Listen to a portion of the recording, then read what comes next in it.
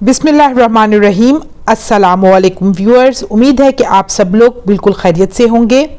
ये दुनिया कभी खुशी और कभी गम का नाम है।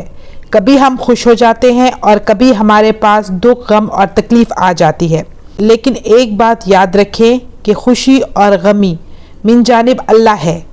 खुशी अल्लाह के हुक्म से हमारे पास आती है और तकलीफ़ भी अल्लाह ही के हुक्म से हमारे पास आती है।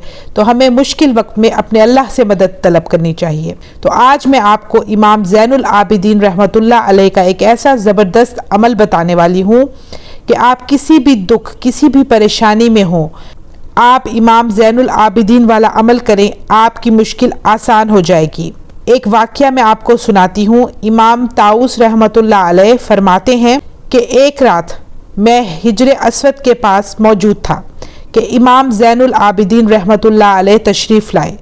मैंने कहा कि ये अहले बैत खैर के नेक शख्स हैं, मैं आज रात इनकी दुआ को ज़रूर सुनूंगा। चुनांचा आप जब नमाज पढ़कर सजदे में गए तो मैंने कान उनकी तरफ मुतवज्जे किए, उनको सजदे में ये कहते सुना। आप वो दुआ सुनिएगा और उनके अल्फाज पे गौर कीजिएगा। उबैदुका बिफनाइका, मिस्कीनुका बिफनाइका, फ़कीरुका बिफनाइका, साइलुका बिफनाइका।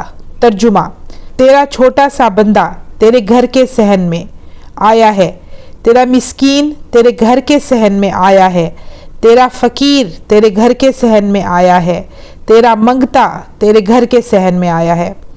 हज़रत ताऊस रहमतुल्लाह अलैह फरमाते हैं, मैंने इन कलिमात को याद कर लिया। जब भी मैंने दुख में इन कलिमात को कहा तो मेरी मुश्किल आसान कर दी गई। तो व्यूअर्स, आपने करना यह है कि आपने इन दुआया कलिमात को याद कर लेना है। जब भी किसी दुख, तकलीफ़, परेशानी में हो, इन कलिमात को पढ़ने के बाद अल्लाह पाक के सामने अपना दुख, तकलीफ़, हाजत बयान करना शुरू कर दें। इंशाअल्लाह इस दुआ की बरकत से तमाम मुश्किलात हल हो जाएंगी। मेरी अल्लाह पाक से दुआ है कि हम सब की मुश्किलात को अल्लाह पाक हल फरमाए, हम सब की हाजात को अल्लाह पाक पूरा फरमाए। तो व्यूअर्स, मुझे दीजिए इजाज़त। इंशाअल्लाह मैं फिर हाजिर होंगी। अपना ढेर सारा ख्याल रखिएगा, दुआ में याद रखिएगा। अल्लाह हाफिज़।